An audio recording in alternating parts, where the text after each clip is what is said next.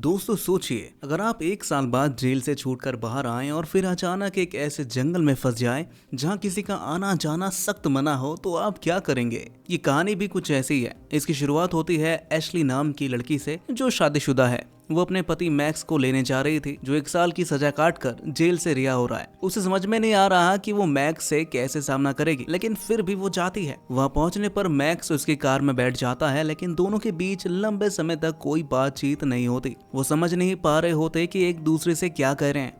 कुछ समय बाद मैक्स हिम्मत करके अपने बेटे के बारे में पूछता है। एशली उसे बताती है कि वो ठीक है, अब स्कूल जाता है और फिलहाल अपनी नानी के घर पर है। ये बोल सुनकर दोनों थोड़ा कंफर्टेबल हो जाते हैं और दोनों एक दूसरे से बातें करने लगते हैं। कुछ ही देर बाद एशली गैस स्टेशन पर रुकती है और पेट्रोल भरवाने लगती है, जबकि मैक्स स्टोर से कुछ खाने पीने का सामान लेने चला जाता है। अब इसी दौरान टाउन का शेरिफ वहां पर मौजूद स्टोर के ओनर से एक लापता व्यक्ति के बारे में पूछताछ करता है। ओनर बताता है कि यहाँ पर लोगों का गायब होना कोई नई बात नहीं है, लेकिन उसे लगता है कि इस बार ये मामला बिगफुट का हो सकता है। इस टाउन के लोग ये माना करते हैं कि प्राचीन समय में यहाँ एक अमर दानव था जो अब लोगों को मार रहा है, और इसी वजह से लोग अब गायब होते जा रहे हैं। हालांकि शेरिफ इस बात को मजाक समझता है और ओनर से चुप रहने के लिए बोलता है। वो स्टोर के नोटिस बोर्ड पर लापता व्यक्ति का पोस्टर चिपका देता है, जहाँ पहले से ही कई मिसिंग पोस्टर्स लगे हुए थे। दूसरी ओर मैक्स जब स्टोर से बाहर आता है तो उसकी नजर कुछ शिकारी लोगों पर पड़ती है जो एशली को गलत नजरों से देख रहे होते हैं। वो कुछ कहने ही वाला होता है कि एशली उसे तुरंत कार में आने के लिए कहती है और वो दोनों वहाँ से निकल जाते हैं। रास्ते में ड्राइव के दौरान मैक्स शराब पीने लगता है, जिससे एशली नाराज हो जाती है। वो उसे ऐसा करने से रोकती है क्योंकि इसी आदत की वजह से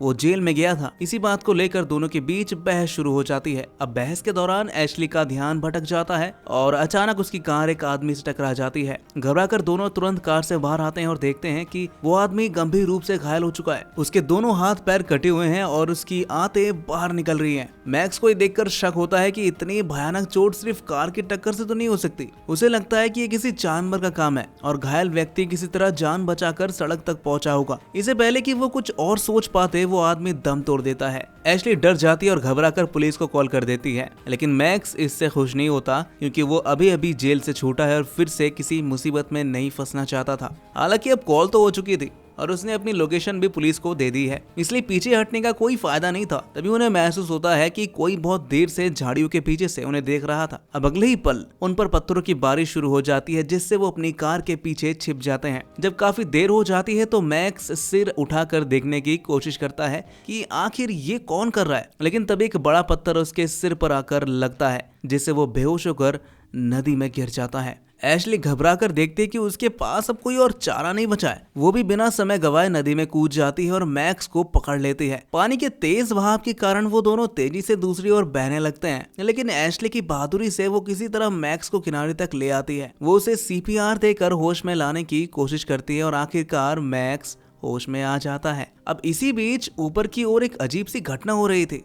कोई उनकी कार को धीरे धीरे धक्का दे रहा था। सही से देखने पर भी पता नहीं चल रहा था कि वो था कौन, लेकिन उसके हाथों को देखकर साफ समझ में आ रहा था कि वो वही था जिसकी तलाश में पूरा टाउन था, जिसका नाम है बिगफुट। वो किसी जानवर की तरह दिखता था, लेकिन उसका दिमाग इंसानों से भी तेज था। बिगफुट ने जानबूझकर उस घायल आदमी को वहां छोड़ा था ताकि कोई उसकी मदद के लिए आए और इसी जाल में फंस जाए। यहाँ तक कि उसने उनकी कार को भी धक्का देकर खाई में गिराने की कोशिश की। इसी बीच ठंडे पानी में भीगने के कारण मैक्स की तबीयत बिगड़ने लगती है। वो ठंड से कांपने लगता है, इसलिए एशली उसे खींचकर जंगल के अंदर एक सुरक्षित स्थान पर ले जाती है। एशली आग जलाने की कोशिश करती है, लेकिन मैक्स के लाइटर में पानी भर गया था, जिस वजह से लाइटर अब खराब हो चुका था। वो बार बार कोशिश करती है और आखिरकार आग जल जाती है। दोनों एक पेड़ के नीचे रात बिताने का फैसला करते हैं, क्योंकि अब उन्हें सुबह होने तक वहीं रुकना पड़ेगा। फिर दूसरी ओर शेरिफ को एक महिला मिलती है जो अपने लापता पति के बारे में पूछती है, लेकिन उसके पास कोई जवाब नहीं होता। शेरिफ स्टेशन पर आकर अपने डिप्टी से बात करता है। वो पूछता है कि क्या वो बिगफुट की कहानियों पर यकीन करता है। डिप्टी हंसते हुए कहता है कि वो पुलिस वाले हैं, इसलिए उन्हें हकीकत पर भरोसा रखना चाहिए, लेकिन वो ये बात भी मानता है कि इन कहानियों को पूरी तरह से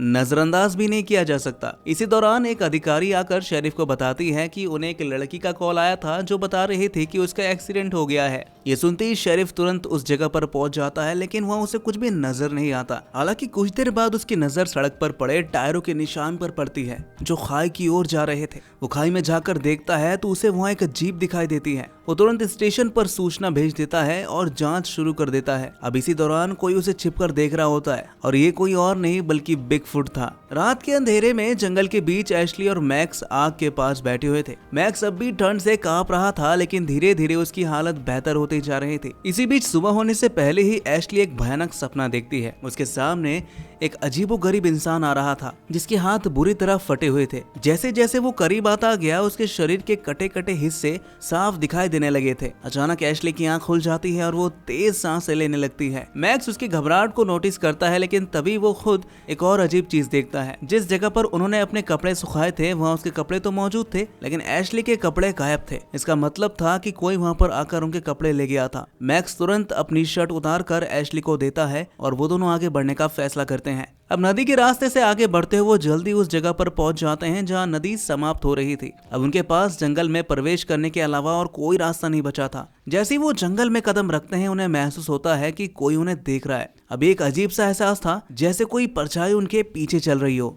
जंगल के घने पेड़ों के बीच कुछ हलचल हो रही थी। धीरे धीरे वो समझ पाते हैं कि वास्तव में उनके पीछे कोई मौजूद था। तभी पहली बार वो बिगफुट की असली शक्ति को देख पाते हैं। वो उनके बहुत करीब था, लेकिन किसी तरह खुद को छुपाने में वो कामयाब हो रहा था। उसकी त्वचा इतनी अजीब थी कि वो आसपास के वातावरण में घुल मिल जाती थी। इसी बीच अचानक कहीं से गोली चलने की आवाज आती है। मैक्स और एशली दोनों तुरंत उस दिशा में भागते हैं और वहाँ कुछ शिकारी मौजूद थे जो वही लोग थे जिन्हें मैक्स ने गैस स्टेशन पर देखा था। उन्हें देखकर मैक्स को राहत मिलती है क्योंकि अब उन्हें मदद मिल सकती थी। वो एशली को वहीं रुकने को कहकर शिकारी दल के पास जाता है और विनती करता है कि उसे बस एक फोन कॉल करने दे, लेकिन शिकारी दल के लोग उसकी बात सुनकर हंसने लगते हैं। वो बताते हैं कि ये जंगल हजारों मील तक फैला हुआ है और यहाँ नेटवर्क नहीं आता। हालांकि उनके पास रेडियो था, लेकिन वो उसे देने के लिए तैयार नहीं थे। दरअसल वो लोग जंगल में शिकार करने आए थे और अगर वो किसी की मदद करने लगे तो फिर वो शिकारी नहीं कहलवाएंगे। इसी बीच एशली को अचानक ऐसा महसूस होता है कि किसी ने उसके बाल काट लिए हैं। वो घबराकर भागते हुए मैक्स के पास आ जाती है।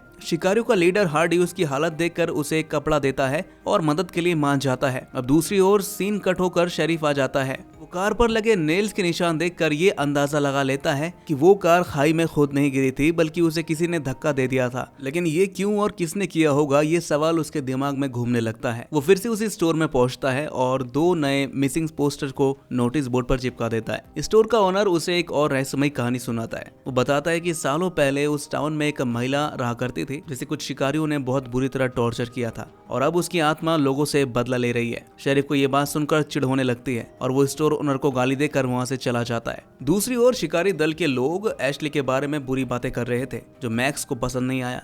वो उन्हें चुप रहने के लिए कहता है, लेकिन हार्डी बोलता ही जाता है। इस दौरान 2 शिकारी फ्रेश होने के लिए जंगल में थोड़ा आगे चले जाते हैं।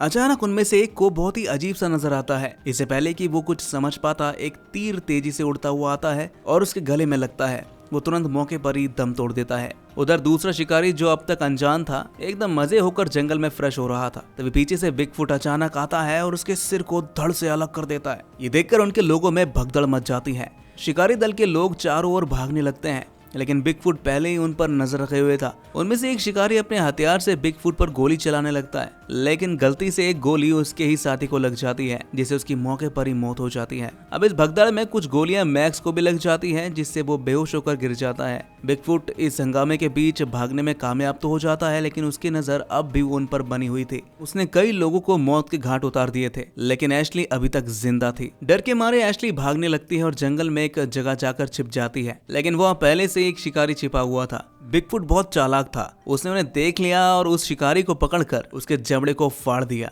इसके बाद वो एशली के पीछे पड़ जाता है। एशली बहुत तेजी से भागती है, लेकिन ज्यादा दूर तक नहीं जा पाती और फिर लास्ट में बिगफुट उसे पकड़ ही लेता है और उसे उठाकर उसी जगह ले जाता है जहाँ उसने बाकी लोगों को मारा था। रास्ते में उसे वो शिकारी दिखता है जिसका जबड़ा फाड़ दिया गया था। वो तड़प रहा था, इसलिए बिगफुट उसकी मौत आसान करने के लिए उसकी खोपड़ी को कुचल देता है। दूसरी ओर टाउन में शरीफ अपनी डिप्टी से बात कर रहा था। डिप्टी उसे बताता है कि उसकी पड़ोसी महिला को कैंसर है और आज उसका इलाज एक रहस्यमय विधि से होने वाला है। ये विधि वही मिस्ट्री महिला करने वाली थी जिसके बारे में स्टोर ओनर ने बताया था। ये सुनकर शरीफ को भरोसा नहीं हो रहा था, लेकिन मजबूरी में उसे इस अनोखे इलाज को देखने के लिए जाना पड़ता है। वो वहाँ पर पहुंचकर देखता है कि एक आदमी महिला के पेट को चीरकर उसके कैंसर को निकाल रहा है। ये देखकर शरीफ के होश उड़ जाते हैं और वो तुरंत वहाँ से बाहर निकल जाता है। इसी बीच 2 दिन बीत चुके थे। जब मैक्स को होश आता है तो उसके सामने शेरिफ बैठा हुआ था। मैक्स का पहला सवाल ये था कि एशली कहाँ है। शेरिफ मैक्स की ओर देखता है और गहरी सांस लेकर कहता है, तुम्हारी एशली बिगफुट के ठिकाने पर है।